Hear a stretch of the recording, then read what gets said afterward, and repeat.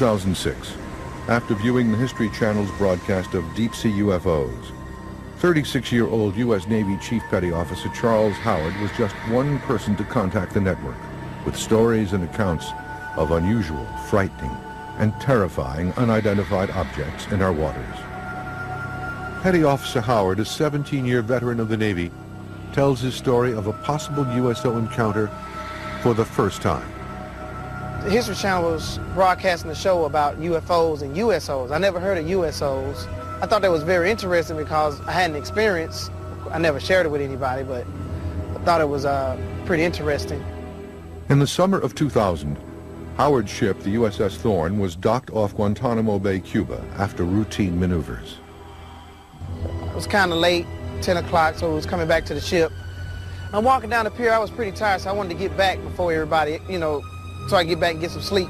And the pier was pretty long. I was about 30 paces ahead of everybody.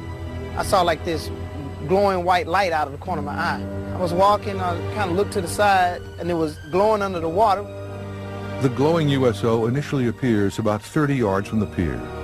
Howard estimates the object at almost 10 feet across. As it approaches, Howard comments he couldn't tell if the object was man-made. At first it kind of like popped up out of nowhere, like a soft white glow.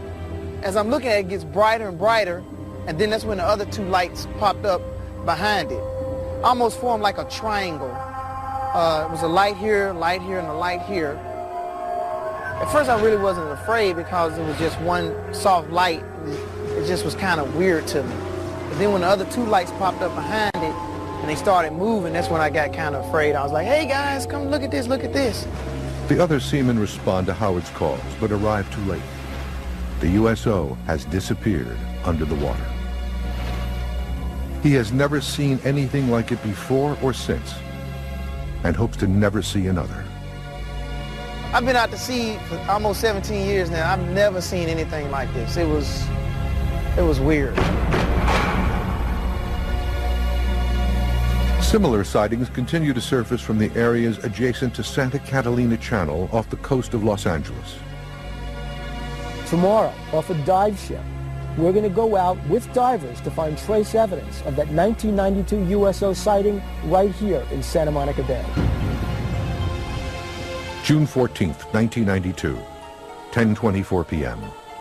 Multiple witnesses reported seeing over 200 bright, disc-shaped objects silently exiting the water and hovering for a moment before bursting into space. Reports of this incident were phoned into local police departments as far away as Malibu. Boston Sheriff Station. Did anyone report anything strange tonight? Can you be a little bit more specific? Strange. Lights. Lights? Yes. What exactly happened to you? I'm ashamed to tell you because I think you're going to think I'm crazy. We saw what we thought was a bright light up in the sky. Okay. We could hear it wasn't a helicopter. I'm telling you, I have never been more frightened in my life. On March 9th, 2006, Patrick Uskert, Kevin Brune, and Julius Willis invited the History Channel along on a research expedition to seek evidence of USOs in the Santa Catalina Channel. Where, coincidentally, at 9:37 p.m. the night before, witnesses reported seeing several disc-shaped silver USOs diving into and out of the channel.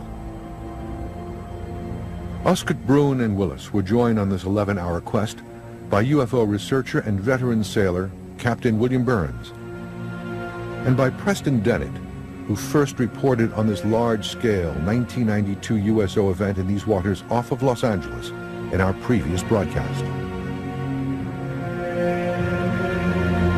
So we're all set today, right? You got the Geiger counter? I got all the scientific equipment You have ready all to the go. vials and everything we need? Yep, You got the collection. tanks? I got the tanks, You got I the got the underwater camera. camera? Yeah, Infrared? housing, infrared we have. Yeah. We're all set. Great. Okay, let's go. Their plan is to dive in two areas of the channel. Divers Uskert and Brune will collect samples, and Brune, a PhD and research scientist, will conduct preliminary testing on the ship and further testing later in his lab. Our mission was to go down, collect samples, and basically look for any evidence of underwater UFOs. In this largely unexplored area, called the Redondo Trench, detection of USOs has been hampered by its incredible depth, in some places reaching almost 1 mile.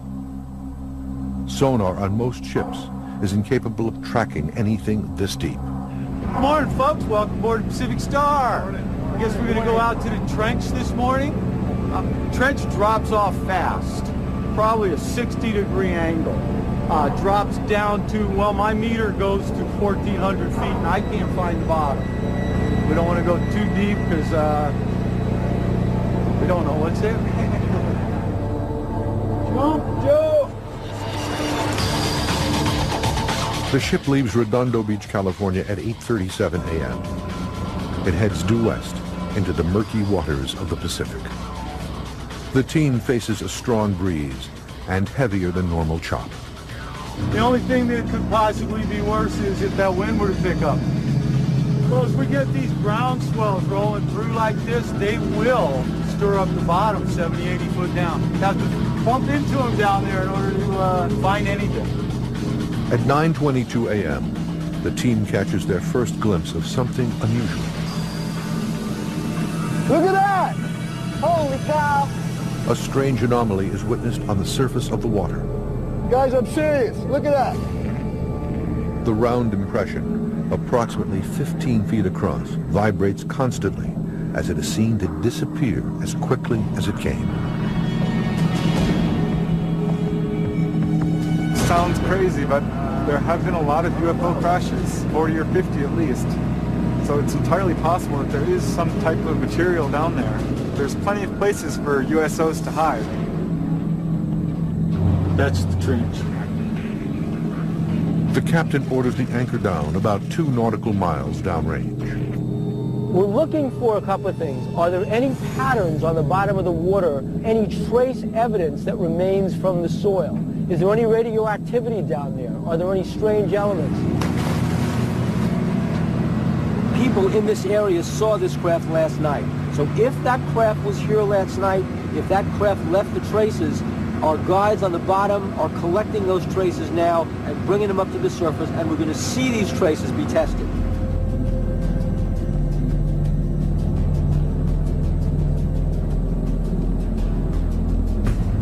What's the visibility like down there? Very low, like 5 to 10 feet. Yeah, 5 to 10 feet. Too rough to see anything. Couldn't see much when we were down. Hopefully Pat's getting some footage, maybe some samples. While Uskert reported that he sensed something peculiar in the water, the conditions prevented him from seeing it. He did, however, collect samples for testing. Couldn't see a thing. Just my flashlight beam going into blackness. If there is someone who wanted a place to hide, that'd be a pretty nice place to hide. Nice and dark, nice and deep. I didn't feel like I belonged there. I didn't feel like I was supposed to be there. Due to poor visibility at this location, the team moves 4 miles downrange, even further into the channel. We're going to head out to another spot where, again, if you were trying to camouflage yourself, you're probably sitting right here in the best place to be camouflaged. With underwater visibility of less than 15 feet at the first location, the divers prep a more sensitive camera to record evidence in this deeper area. Here's your camera. I already got it in the housing. Okay. I'll set it up so it's especially sensitive to low light. If there's anything down there, you're going to see it.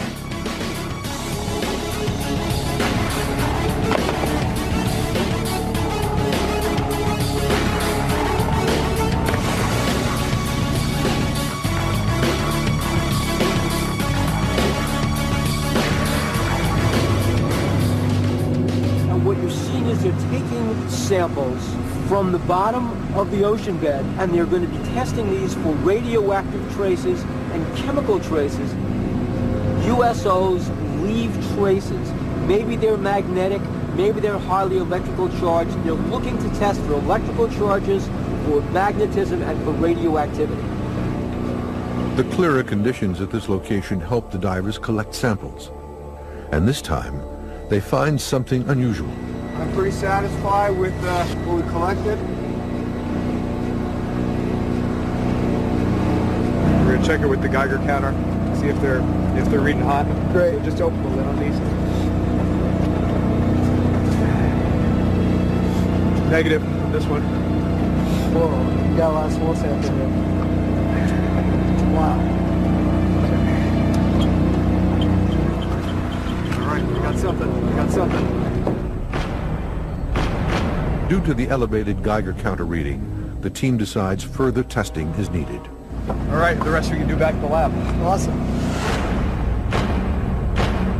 So it's really no mystery why a USO would choose this particular area to hide in. They just can't be seen. We can't really know what the results will be until we analyze everything and put it all together. But it's all part of the process. What we try to do is test our hypotheses by setting up very controlled experiments, trying to eliminate variables. And out here, it's very difficult to eliminate all these variables that we deal with. So we're kind of on the level of just observing. And if anything comes up strange or worthy of continuing investigation, then we'll certainly be back out here, I think. Kevin will probably agree with me here, right? There's a good probability that they're down there. If you're going to find anything, you got to look. Further testing on the USO sample proved inconclusive. However, due to the initial positive result on sample number 2, a more comprehensive USO dive is planned for the fall of 2006. We got to go back.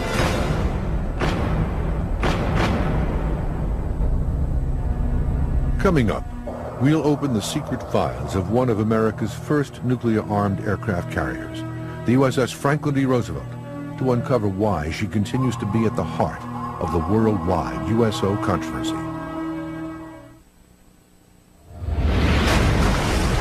Of the U.S. Navy's many great technical achievements after World War II, few surpassed the dramatic might, power, and capabilities of its Midway-class carrier, the USS Franklin D. Roosevelt.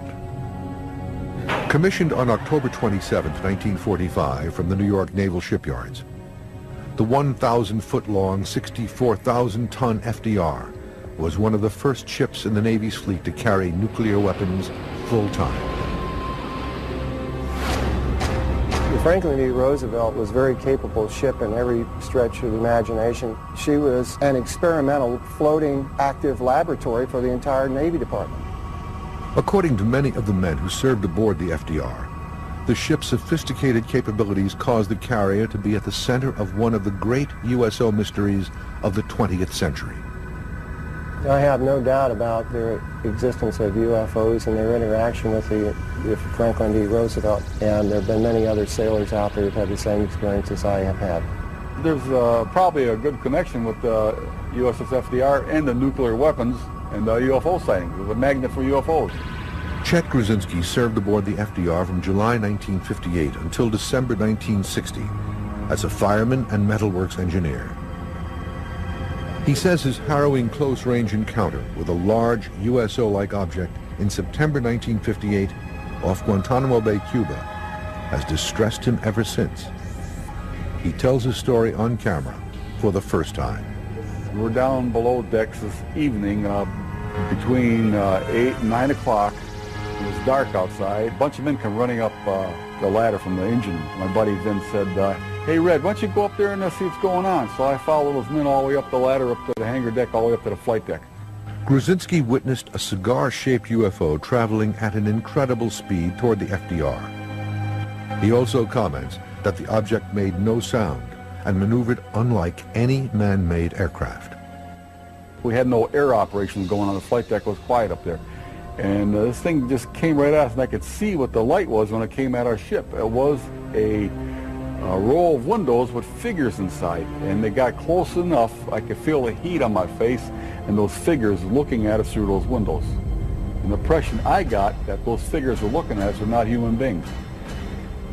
And then this thing turned like a bright red-orange color, and I could see the shape of it. It was a cigar shape when it turned colors, and then it just took right off like that. Grudzinski further reports that this bright USO-like craft rose from the water and remained relatively silent over this 45-second event before flying away. Approximately 25 of the shipmates reportedly witnessed this event as well. Most, he says, were quickly transferred off the FDR. Even more curious, he alleges that within hours, the ship's logbook was altered. When I got the deck log, a lot of things are blackened out on the logbooks. There's nothing in there. And the witness was trashing off the ship, and they probably, I imagine they must have had to sign some papers to say something about it, but I never had to sign anything like that, maybe because I didn't say that much about it, you know. After almost 50 years, his search for answers about what really happened that night continues. I'm still trying to find these men on the flight deck. I didn't have to sign the papers. I wasn't transferred off the ship. I got a lot of whys. What happened? Why? That's what it is. That's why I've been spending all these years of research on it. But Grzinski is not alone in his belief that he witnessed a UFO while serving aboard the FDR.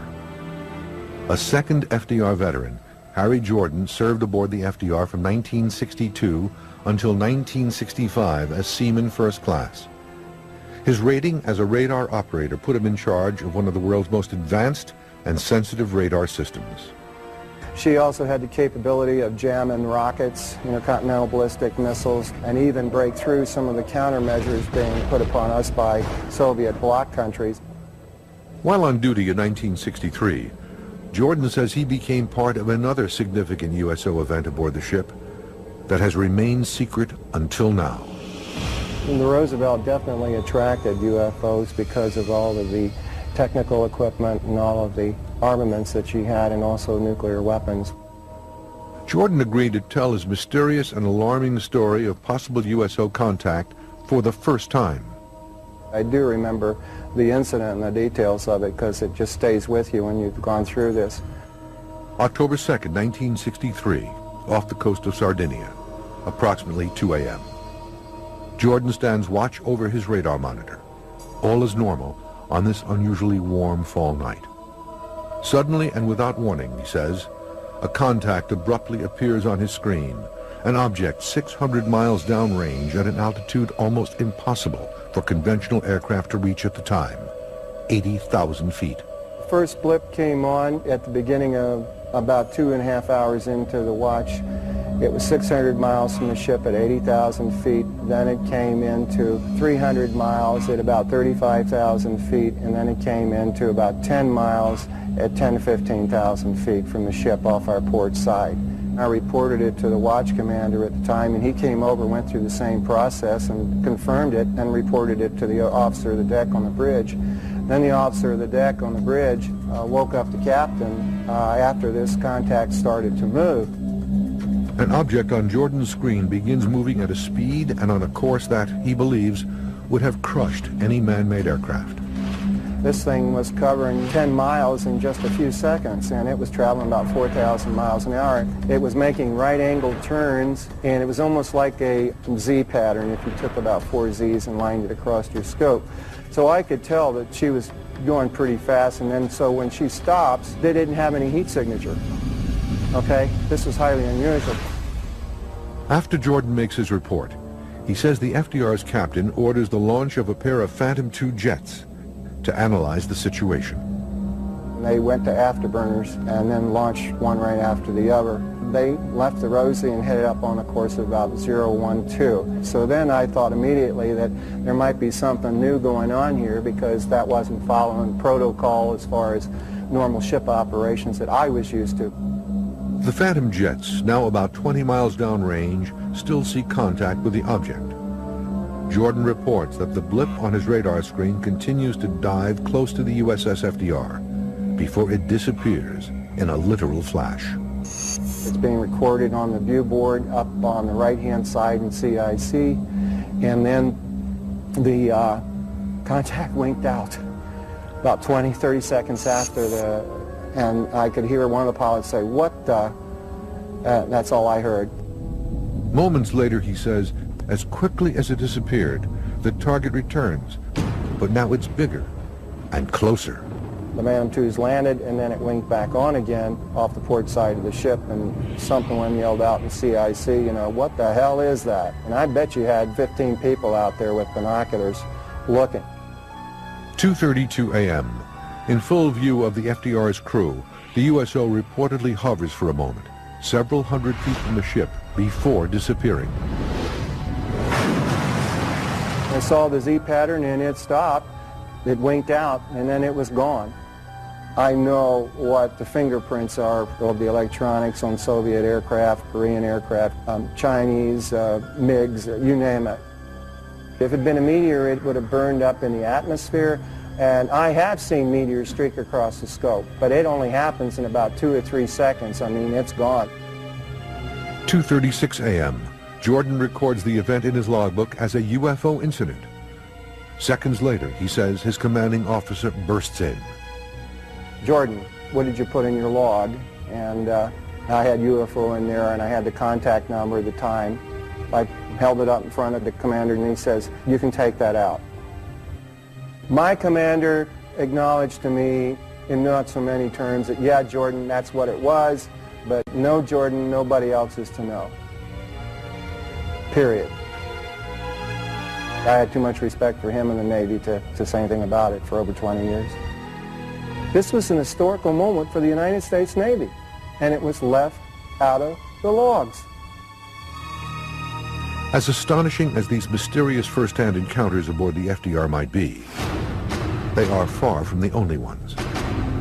During her unusually brief 32-year commission, the FDR will host at least a half-dozen similar events.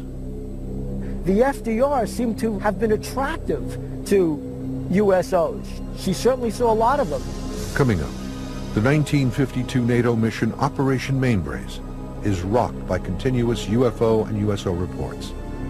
The lead ship, the USS FDR.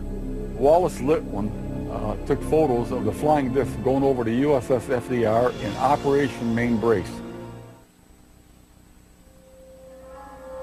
I've interviewed 3 people separately who have been on the FDR where large UFOs have been seen over the ship, observing it, making its presence known, and at times interfering with what appears to be some of the electronics on the ship.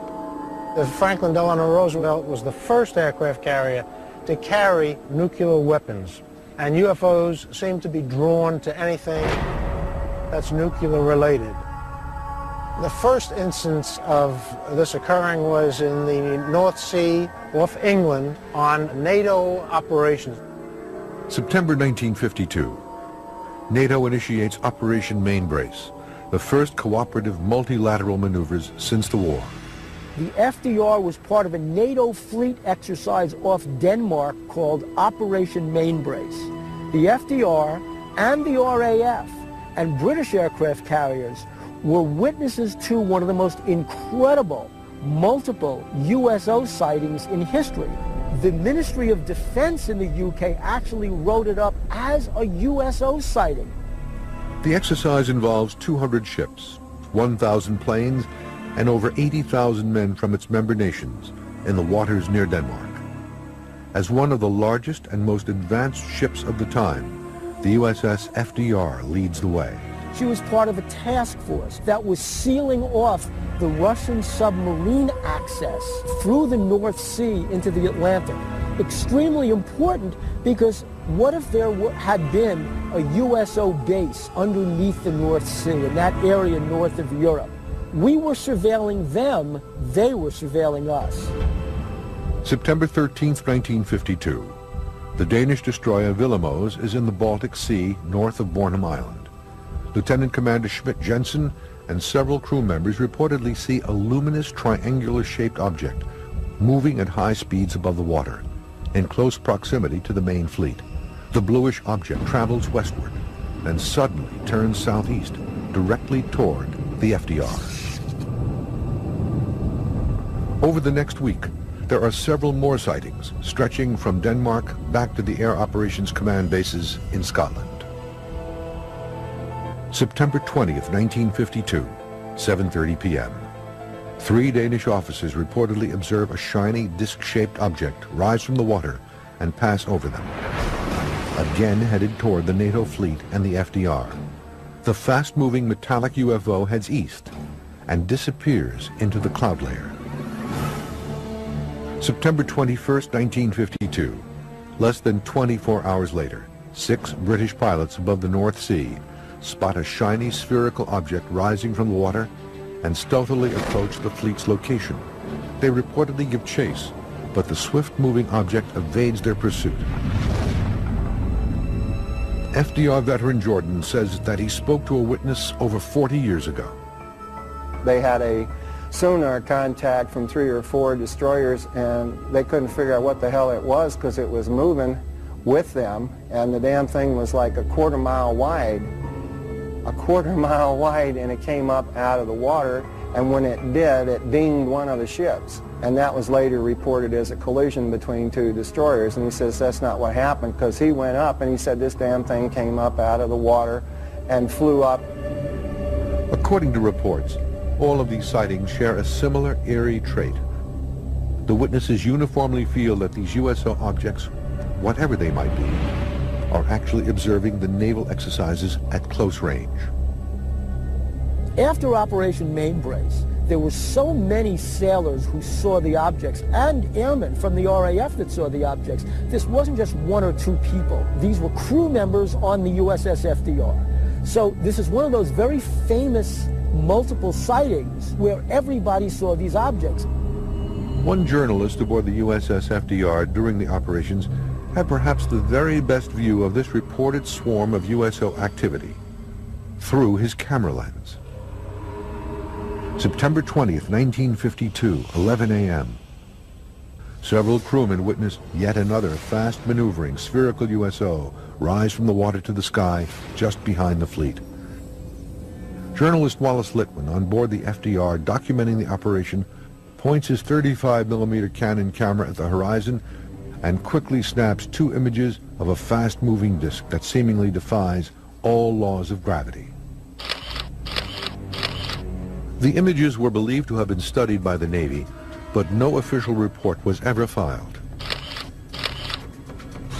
Wallace Litwin took photos of the flying disc going over the USS FDR in Operation Mainbrace. I got copies of his photographs there. It shows the object going over the ship, and you see the ship's superstructure and part of a wing of an airplane. Just like a bright light going over a ship with the photo show, but they said it was like a disc light, some of the witnesses. USO sightings aboard the USS FDR during Operation Mainbrace were not exclusive to enlisted men and non-coms. Some believe that General Dwight Eisenhower may have even witnessed similar objects as a guest aboard the FDR. I have heard reports that Eisenhower was on the FDR when one of these sightings occurred. The people who are these serious witnesses to operations and events have been afraid to come forward, both because they've been threatened, they're also afraid of being ridiculed. According to experts, many documents involving Mainbrace remain classified. However, others have been released. Is there a motive for officials to keep 50-year-old events secret? The military, in fact, the militaries of all first world nations treat these things as threats. They say the fact that they can penetrate airspace, they can go into highly secure areas, they can outfly our fastest jets. Does that mean they're hostile? Although many FDR veterans and researchers suspect that the ship's advanced capabilities may have made her a target for otherworldly attention, some wonder, could all of this reported activity actually serve as proof? I have spoken with people over the years, since my Roosevelt experience and that one, and have seen the evidence firsthand.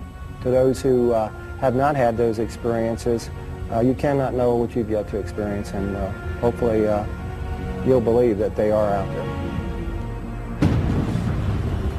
Coming up, the architect of modern USO research, Ivan T. Sanderson's controversial discoveries and extraordinary USO cases. And later from Australia, 2 disc-like objects are witnessed leaving an impression on the surface of the water. Now, Ivan Sanderson, explorer, taking you into adventure. USOs in general are unidentified submerged objects. USOs have been in history for a long, long time, and an associate and friend of mine, Ivan T. Sanderson, did a study of them long ago. They are there all the time. They're in the data. They're a part of the phenomena. Even more frightening than extraterrestrials is what Ivan T. Sanderson said when he wrote the book Invisible Residents. They're not extraterrestrials. They're already here. To this day, the pioneering USO research by zoologist and former British spy Ivan T. Sanderson continues to astound and frighten experts and buffs alike. His controversial 1970 book, Invisible Residents, forever opened the world's eyes and ears to the murky realm of unidentified submerged objects. Sanderson proposes two primary theories about USOs and invisible residents. The first is that USOs are in fact here and have either evolved along with the Earth or have come from space and made a home in our oceans long ago. When you talk about underwater UFOs, you have to remember that 3/4 of the Earth's surface is covered with water, and UFOs are seen pretty much all over the Earth in every country. So it's not at all surprising that they're using the oceans, because we haven't even fully explored the oceans ourselves. Sanderson's USO theories lead to a stark prospect. If over 50% of UFO reports occur on or above water, as he reports, are over 50% of these UFOs in fact USOs? You know, UFOs are not just being seen over land. Ivan T. Sanderson said that 50% of all UFOs were actually being seen over bodies of water. Do USOs mean that living underneath the surface of planet Earth is a whole civilization of creatures, entities, aliens, for whom Earth is home, just as it's home for us on the surface? And these were residents who've been here for millions of years, probably before life evolved on the surface of the planet. As evidence of his second theory, Sanderson says there are several crucial points across the Earth, together forming an unseen invisible map, triangles that he refers to as vile vortices. By locating the areas where ships and aircraft reportedly disappear, Sanderson realized that the USO sightings correlate almost perfectly with the triangles on Earth, where it is believed that strange magnetic anomalies occur. He wondered if some of these unusual spaces, whether they were called triangles or, you know, vortices or whatever, might have unusual animals, might have USOs coming in and out of them. Sanderson's vortices theory has a terrible dark side as well. The major areas of anomaly are the areas located in some of the most treacherous water regions on Earth. Ivan Sanderson did a latitudinal study and found out that there is a line around the planet in which geographic north and magnetic north merge. And these are areas that have a great deal of lost vessels, lost planes, and manifestations of objects. After 17 years of research, Sanderson came to one startling conclusion. There is a clear link between the high number of USO reports and the areas of unusual gravitational or vortic poles on Earth. The specific areas where the two intersect are the mysterious triangle regions off Bermuda, Japan, and Australia. I think it's about time that somebody does go into this thing, instead of just sitting sadly and saying it doesn't exist, or saying it's a forgery, go ahead and prove it. According to Sanderson, this link is no coincidence. He believes that the unusual magnetic hotspots on Earth and high number of USO sightings are connected, and for a reason. In fact, some USO researchers have interpreted the vortices as likely locations of USO bases. Where he began to think about underwater bases. Are they aliens from outer space? Are they really interacting with us? And I believe that over time, there have, at various times, there have been concentrated areas of extraterrestrial facilities that are based underwater, very deep and undetectable, where they've been observing what we're doing. USOs might be indigenous to planet Earth. They were even here before we were. A remarkable yet virtually forgotten USO case from Sanderson's research is the mysterious St. Andrew incident off the coast of Nova Scotia, Canada, on October 30th, 1906.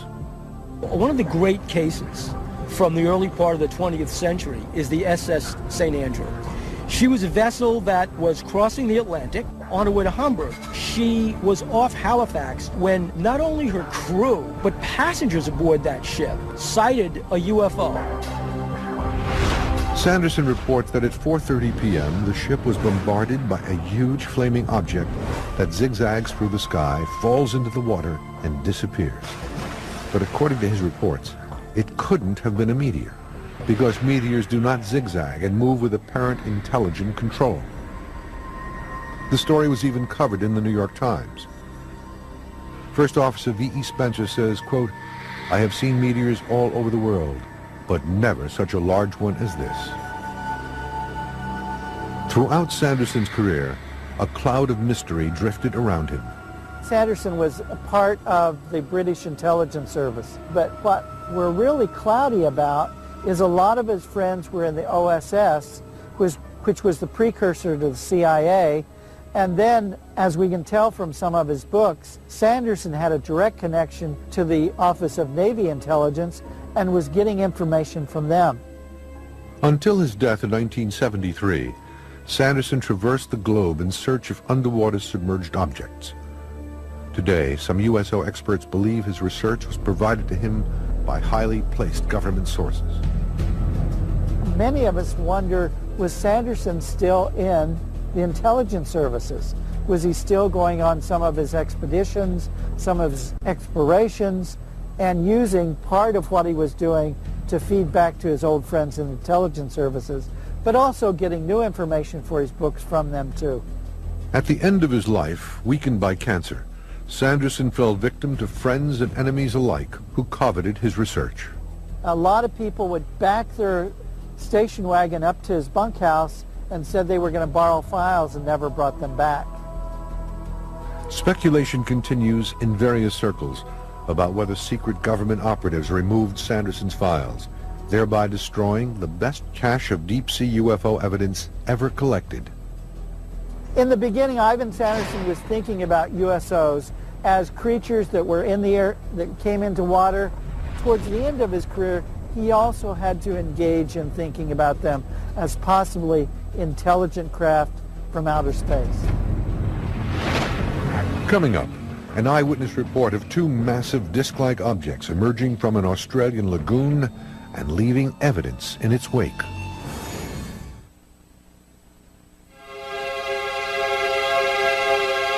According to experts, one of the most impressive traits of USOs is their ability to affect, change, and displace the surface of the water, in much the same way that UFOs in our skies reportedly generate similar crop circles on land. An interesting aspect of USOs is the fact that they leave a physical presence on the water. USOs create the same kind of effect over water, over ice, so there's a real similarity between the physical trace evidence of a USO landing and a UFO landing on planet Earth. It's like if you took a glass and stuck it in water, right? Well, now you have a hole on the water. To USO researchers, the most impressive and well-publicized water crop circle case is the Tully water nest case, which occurred in northern Australia in January 1966. This Tully's Nest story was one of the most publicized USO/UFO events in Australia. In fact, it had much the same kind of publicity that Roswell had here in the United States because everybody was involved, the military, the newspapers. It became a tourist attraction. People made pilgrimages to Tully's Nest to see where the USO came out of the water. Over the past decade, Australian researcher Bill Chalker has conducted the most intensive study of the Tully case. At 9 a.m.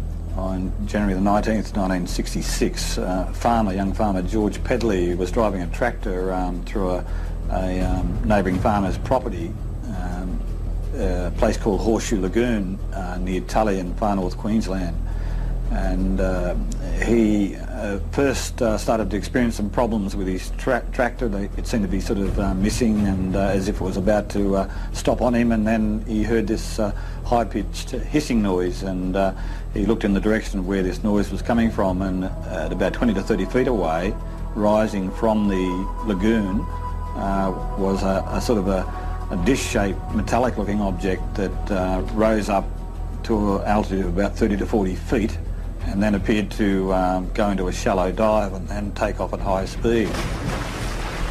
George Pedley described the object as appearing like two massive dinner plates stacked atop one another, about 30 feet in width and 12 feet in height. It was a media sensation for quite a number of weeks, with sort of correspondents appearing, giving kind of on-the-spot reports, and there was even international coverage of it, and it was described in the press as a flying saucer nest. This nest contained evidence of a reported USO touchdown, a distinctive imprint left behind on the surface of the lagoon.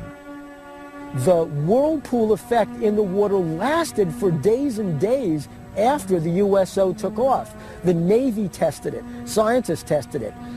A lot of tests were done on it and analyses were done on it, and there were all kinds of theories. And what they found was nothing could explain the water impressions. In his numerous interviews and investigations over the years, Trocca found George Pedley to be a unique USO witness. George Pedley impressed me as being a very credible kind of witness, a typical kind of North Queenslander type cane farmer character, really the last kind of person you'd expect to come out with a story like this. During the various public and private investigations in Tully over the subsequent weeks, at least a half-dozen other water nests were identified in the area. Water samples were sent to the physics department at the University of Brisbane for radiation testing. A reed from the center of the water nest tested positive for beta radiation, but within days the sample mysteriously disappeared. Research into the Tully case continues to this day. With no shortage of USO cases in the past and present, many continue to wonder why these objects are here and what could possibly be next. My belief is you got this big universe and all these different planets. I mean, anything is possible. Why should we be the only intelligent beings? Some researchers interpret the recent events involving USOs as something more sinister.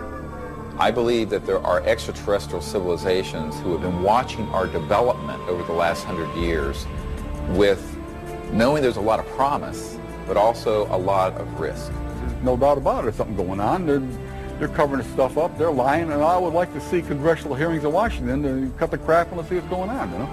Does it mean that somehow there's an event coming on planet Earth, cataclysmic, end of time, and somehow the USOs are coming out of the Earth because the Earth itself is in trouble? Maybe we're nearing the end of days.